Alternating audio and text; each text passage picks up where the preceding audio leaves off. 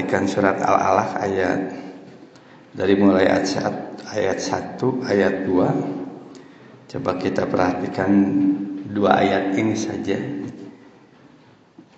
Iqra, bacalah. Di dalam tafsir ada yang menerjemahkan bacalah itu renungkanlah. Jadi bacalah, renungkanlah. Bismi rabbik, dengan atau dengan dan atas nama Allah. Bismi dengan nama Allah, atau dengan dan untuk atas nama Allah. Bismi rabbik alladzi khalaq, yang dia telah menciptakan segala apa yang ada, menciptakan semua alam semesta. Khalaqa insana min 'alaq, menciptakan manusia dari segumpal darah. Hadirin ikhwati iman rahimakumullah. Kalau kita mengikuti sejarah bagaimana surat Al-Alaq ini turun saat Rasulullah sebelum menjadi Rasul, kita bisa menyebut Muhammad bin Abdullah sebelum menjadi Rasul, sebelum mendapat wahyu, pergi ke Gua Hiro setiap waktu, setiap bulan Ramadan. Di dalam sejarah setiap tahun, di dalam sejarah Haikal, setiap tahun, setiap bulan Ramadan pergi ke Gua Hiro. Disebutkan di dalam sejarah Haikal itu bahwa perginya ke Gua Hiro itu bukan untuk istirahat, tapi untuk mencari jawaban berkenaan dengan hidup. Hidup ini dalam rangka untuk apa?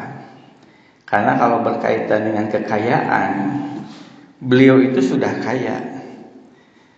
Berkaitan dengan popularitas, beliau itu sudah populer.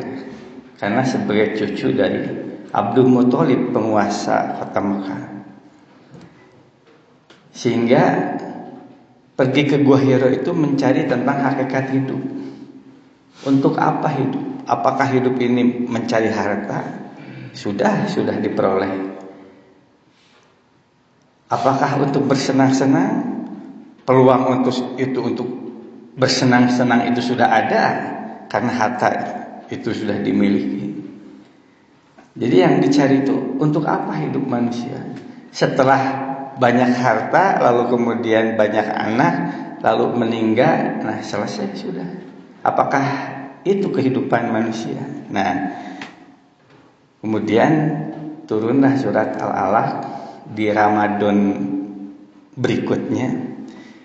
Tidak disebutkan berapa tahun di sana, hanya disebutkan bertahun-tahun.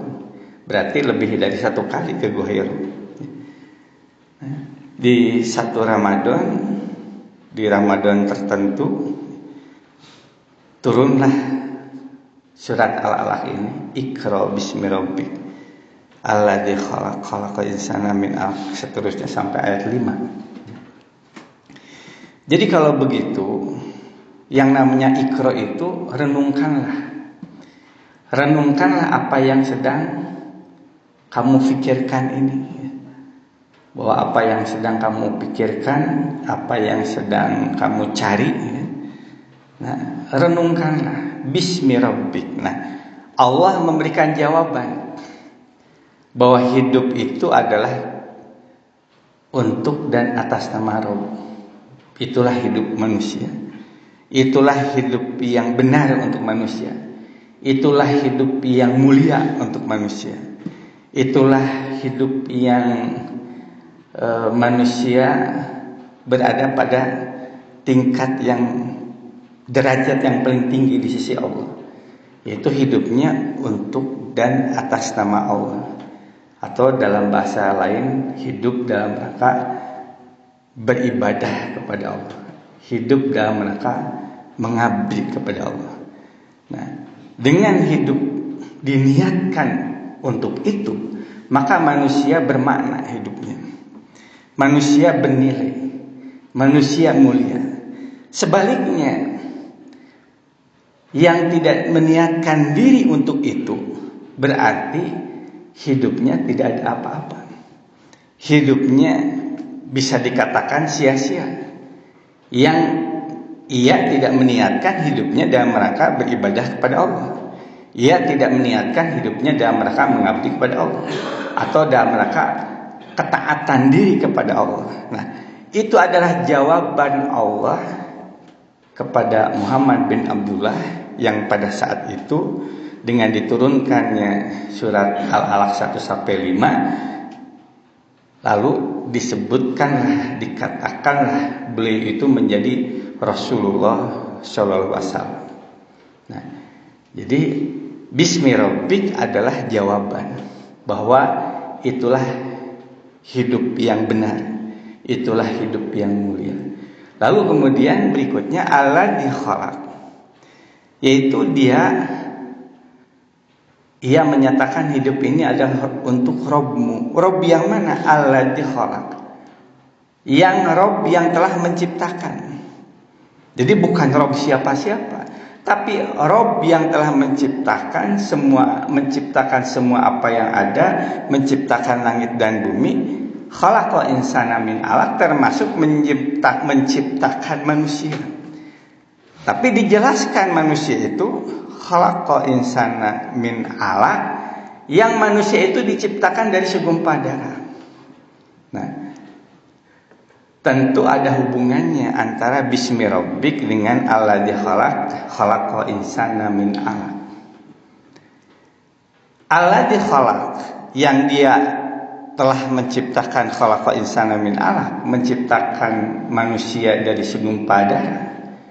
Ini menunjukkan bahwa manusia itu harus memiliki kesadaran siapa Allah yang Maha Pencipta, yang menciptakan alam semesta ini, yang memiliki alam semesta ini, yang mengatur alam semesta ini, yang mengatur seluruh kehidupan ini, yang maha kuasa. Dan siapa manusia yang hanya diciptakan dari segumpal darah, yang tidak punya kemampuan, tidak punya kekuatan, tidak berdaya. Manusia itu memiliki kemampuan karena perkenan Allah. Ketika Allah tidak berkenan, maka tiba-tiba manusia akan kehilangan seluruh kemampuannya. Ia menyadari dengan segala ketidakberdayaan ini kepada Allah penuh dengan ketergantungan, kepada Allah penuh dengan pengharapan, kepada Allah penuh dengan permohonan. Nah, kesadaran siapa Allah dan siapa diri ini akan menentukan seseorang itu Bismi Rabbik, hidupnya untuk Allah, hidupnya dalam rangka melaksanakan tuntunan Allah, hidupnya dalam rangka mengharap ridho dari Allah. Semakin kuat kesadaran akan alladzi khalaqal insana min 'alaq, Bismi Rabbiknya semakin kuat, hidup untuk Allahnya semakin kuat. Sehingga dengan kekuatan Bismi Rabbik seseorang, ia siap berkorban untuk apapun, berkorban dengan apapun dalam rangka untuk Allah. Nah, sebagai contoh, bagaimana Nabi Ibrahim rela hingga sampai dibakar, walaupun dalam kisah api itu tidak membakar Nabi Ibrahim. Tapi dengan kesiapan itu menunjukkan bahwa Nabi Ibrahim memiliki Bismi Rabbik dalam hatinya itu yang kuat, bahwa hidupnya adalah untuk Allah. Bagaimana Ismail ketika ada perintah untuk menyembelih dirinya, dan kemudian Ismail menyatakan kepada bapaknya, "Ya Allah, saya siap ya Allah. If'al ma tu'mar, kerjakan apa yang diperintah." Yang itu menunjukkan di dalam diri Ismail Bismi Rabbiknya itu semakin sudah memiliki Bismi Rabbik yang kuat. Hidup untuk Allah, hidup dalam rangka melaksanakan tuntunannya, hidup dalam rangka mengharap ridhonya, itu sudah betapa besarnya keyakinan itu pada Ismail. Dan kita juga melihat dalam sejarah bagaimana para sahabat ketika ada perintah untuk hijrah yang resikonya meninggalkan harta yang ada di Mekah untuk pergi hijrah menuju Madinah. Harta itu ketika seseorang memiliki kecintaan kepada harta, bukan sesuatu yang mudah ia meninggalkan harta. Padahal harta itu sudah diupayakan dengan segala kerja keras. Tapi ketika ada perintah Allah untuk hijrah, para sahabat begitu relanya meninggalkan harta. Itu karena apa? Karena Bismi Rabbiknya sudah tertanam dalam hati demikian kuat. Hidup ini adalah untuk Allah. Sehingga harta yang dimiliki ditinggal dalam rangka melaksanakan perintah Allah. Nah, itu dari berbagai sejarah kita bisa melihat, oh ternyata dari Bismi Rabbik ini berakibat seseorang itu memiliki kesiapan untuk berkorban. Namun, ihwatu iman rahimahullah, dalam perjalanan sejarah juga kita juga bisa melihat bahwa di antara sahabat ada yang Rasulullah menyatakan bahwa di antara kalian itu ada yang hidupnya nanti masuk neraka. Gigi gerhamnya sebesar gunung Uhud. Yang itu ternyata itulah yang disebut siapa? Aroja bin Unfwah. Setelah Rasul wafat, lalu berikutnya kekhalifahan Abu Bakar. Nah, pada saat zaman Abu Bakar itulah Aroja bin Unfwah pindah kubu. Yang asalnya berada di kubu Abu Bakar berpindah ke kubu Musailimah al-Kadzab sebagai nabi palsu. Dan kemudian wafat dalam keadaan mengikuti Musailimah al-Kadzab. Dan itu Rasul sudah menyatakan bahwa di antara kalian ada yang nanti gigi gerhamnya sebesar gunung Uhud di dalam neraka. Jadi artinya di antara sahabat juga ada yang masuk neraka. Dan di kisah yang lain ada golongan tabi'in yang namanya Abdah bin Abdurrahim. Dia itu prajurit biasa berperang dan dikenal oleh sahabat, oleh yang lain. Dia itu hafal Quran, hafid. Dia seorang hafid, dia seorang prajurit. Berperang kemana-mana. Suatu saat Abdah bin Abdurrahim itu melihat ke satu benteng Romawi. Terlihat ada seorang wanita yang menurut Abdah bin Abdurrahim itu begitu cantiknya. Sehingga Abdah bin Abdurrahim menuliskan surat. Dengan cara apa saya bisa memiliki engkau? Dan ternyata dijawab oleh perempuan itu, mudah. Engkau masuk Nasrani, saya akan dimiliki oleh engkau. Saya akan menjadi istrimu, gitu. Dan ternyata akhirnya singkat cerita Abdah bin Abdurrahim itu masuk Nasrani. Dan ayat-ayat Al-Quran yang sudah dihafal itu lupa semuanya. Nah, tapi dalam kisah ternyata ada yang menyatakan itu bukan Abdah bin Abdurrahim. Abdah bin Abdurrahim itu adalah yang meriwayatkan kisah. Namun bagi kita siapapun, apakah Abdah bin Abdurrahim atau yang lain, tapi itu kejadiannya ada seorang tabi'in yang kemudian masuk Nasrani karena tergoda oleh seorang wanita. Nah, Jadi ada dua fenomena dari Bismi Rabbik ini. Fenomena pertama, seseorang itu memiliki kesiapan berkorban, kesiapan untuk taat dengan apapun.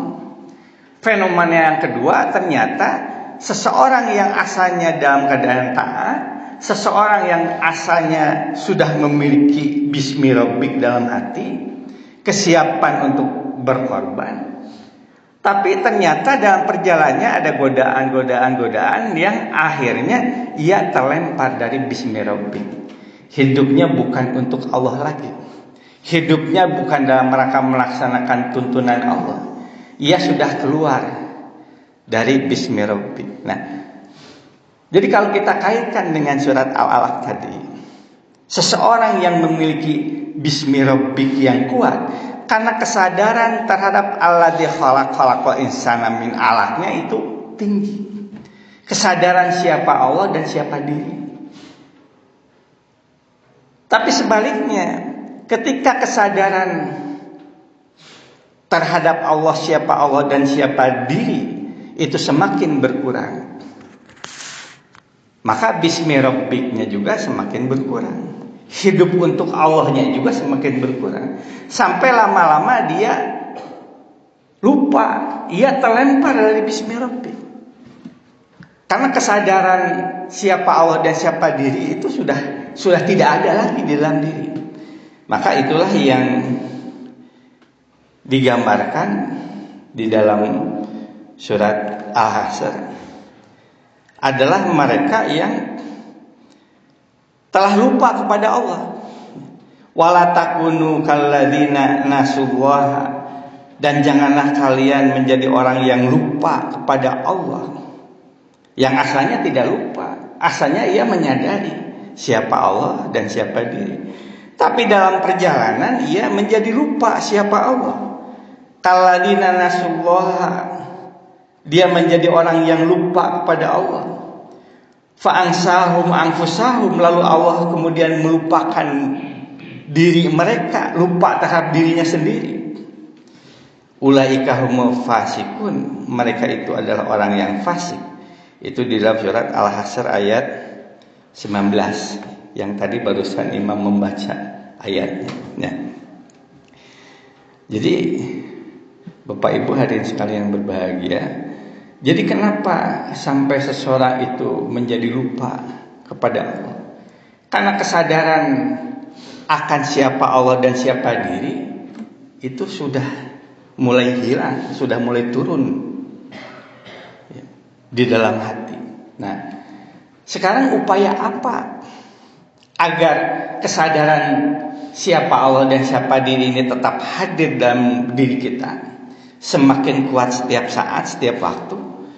Maka upaya yang kita lakukan tidak lain adalah dengan zikir. Jadi ketika kita zikir, seseorang ketika zikir itu akan membawa kesadaran diri siapa Allah. Ketika ia ucapkan takbir Allahu Akbar, ketika ia ucapkan tasbih subhanallah, ketika ia ucapkan tahmid alhamdulillahirabbil alamin, ketika ia ucapkan la ilaha illallah, ketika ia dalam keadaan ruku sujud saat dia sholat, ia betul-betul dalam keadaan memasrahkan diri kepada Allah. Pada saat ia i'tidah, sami Allahu liman hamidah, Rabbana walakal hamdu, ya Rabb, bagi engkaulah segala puji, hamdan katsiran, pujian yang banyak, atau mi'u samawati wa mi'u ardi, sepenuh langit dan sepenuh bumi, wa mi'u ma syi'ta min syai'in ba'du, dan sepenuh apa yang engkau kehendaki. Artinya pujian Allah tak terhingga. Kalau Allah menghendaki sepenuh 2 kali langit dan bumi, itulah. Kalau Allah menghendaki 1000 kali langit dan bumi, itulah pujian milik Allah. Sami Allahu mimidah Rabbana wa kaham mil'us samawati wa mil'u ardi wa mil'u, dan sepenuh masyita, sepenuh apa yang engkau kehendaki. Artinya tidak terbatas. Nah, Artinya tidak ada ruangan sedikit pun milik manusia. Nah, ketika kita menyadari siapa Allah seperti ini, di dalam bacaan I'tidal yang lain, thayyiban mubarakan, ini adalah merupakan kebaikan dan kebarokahan. Jadi ketika ia melepaskan diri dari keinginan mengharapkan pujian bahwa ini milik Allah, maka bagi dirinya bukan sesuatu yang berat, bukan sesuatu yang menyakitkan hati, bukan sesuatu yang menjadikan diri tidak ada apa-apa. Karena sebetulnya mengharapkan pujian itu adalah dasar dari seorang manusia.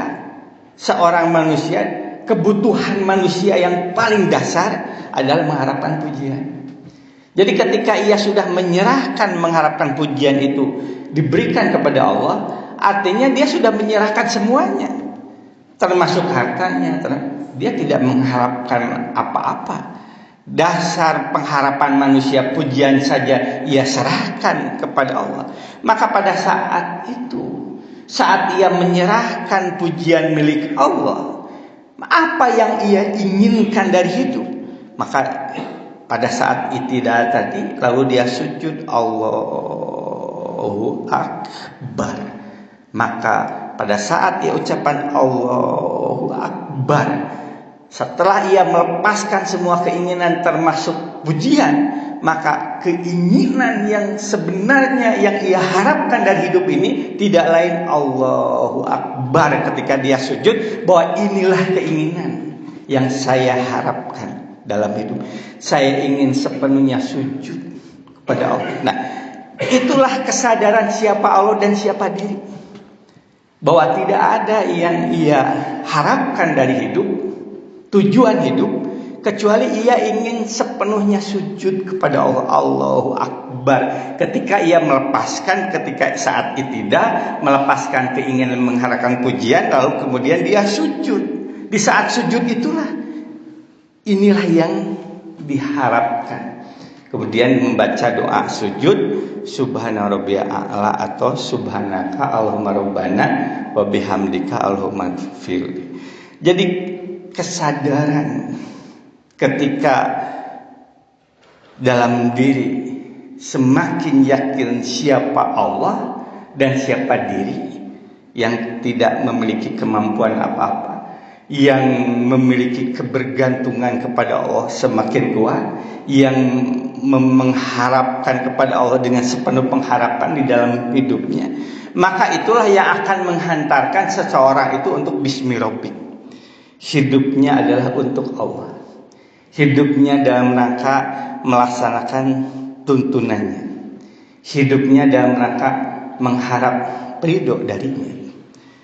Jadi Bapak Ibu hadirin sekalian yang berbahagia, kalau kita kembali proses perenungan kita terhadap ada sahabat yang mereka itu ternyata murtad, sudah keluar dari bismi rabbi, yang tadi dikatakan Ar-Raja bin Unfuwa. Apakah ketika sholat, ketika hidupnya dia tidak sholat? Apakah Abdah bin Abdurrahim yang hafid, yang kemudian dia masuk Nasrani ketika hidupnya tidak sholat? Sudah pasti sholat dilakukan. Kenapa? Karena mereka berada pada lingkungan sahabat, mereka berada pada lingkungan tabi'in, dan mereka ketika sholat berjamaah. Tidak mungkin mereka tidak sholat sebelum murtad. Jadi sebelum murtad tidak mungkin mereka tidak sholat. Mereka juga sholat sama-sama, sholat berjamaah dengan para sahabat, sholat berjamaah dengan tabi'in. Tapi permasalahannya, apakah mereka ketika sholat itu khusyuk dalam sholatnya, sehingga dari sholatnya itu semakin bertambah keimanan dengan kekhusyukannya? Nah, inilah yang kita tidak mengetahui. Karena berkaitan dengan khusyuk adalah berkaitan dengan hati seseorang. Walaupun sama-sama sholat berjamaah, masing-masing tidak tahu di sebelahnya apakah khusyuk atau tidak. Karena itu adalah urusan hati. Nah, jadi ketika kita sama-sama sholat berjamaah, lalu kemudian kita mengupayakan untuk sepenuhnya khusyuk kepada Allah, walaupun di sebelah kita tidak tahu bahwa kita khusyuk atau tidak, tapi kita upayakan dengan sepenuh kehusuan. Hakikatnya kehusuan kita itu akan memberikan kepada hati kita ibarat hati kita disiram. Jadi hati kita disiram dengan kehusuan. Ketika kita ucapan takbir Allahu Akbar, lalu kita merasakan akan kemahabesaran Allah, maka itu proses penyiraman hati. Pada saat kita membaca iftitah, lalu kita baca iftitah, wajah tu wajah, aku hadapkan wajahku, diriku, jiwa ragaku, atau Allahumma ba'id baini, ya Allah aku jauhkan antara aku dan dosa seperti jauhnya antara timur dan barat. Itu diresapi bacaan itu, maka itulah bentuk dia sedang menyiram hati. Pada saat dia ucapkan Al-Fatihah, Bismillahirrahmanirrahim, Alhamdulillah, itu dengan sepenuh peresapan, dengan penuh penjiwaan, maka hati dalam keadaan disiram.